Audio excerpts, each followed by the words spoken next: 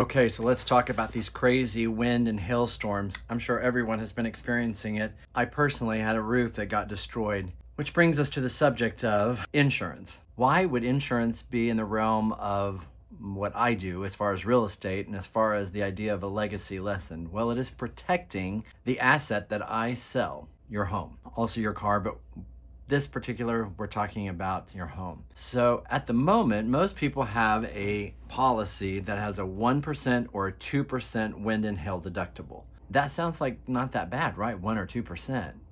Because most people think that means 1 or 2% of the cost of the roof. That is not true. It is 1 or 2% of the appraised replacement value of your home. So let's really break that down. If you have a $400,000 to insure the house value to rebuild it, that is the value they've placed on it.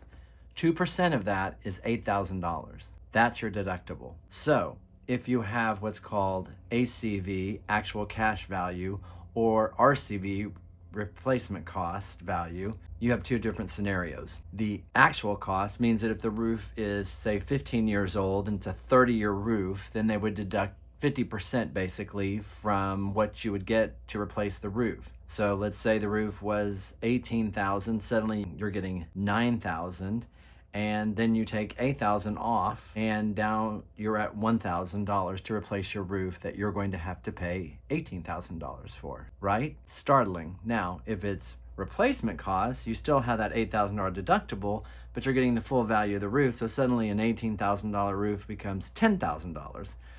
Which isn't fun, but it's a lot more manageable. At the moment, it seems almost like homeowners rates are going up and everyone's trying to figure out how to stop the bleed. So they're going for the cheapest insurance they can find, which I don't blame people. I understand that. But you need to really understand what you're getting. So if you have a current policy that has replacement costs and you change over to actual value, you can see where that can really be a deficit pretty quickly. Especially, let's say that you're going to sell your home and you get the person who's buying it has an inspection.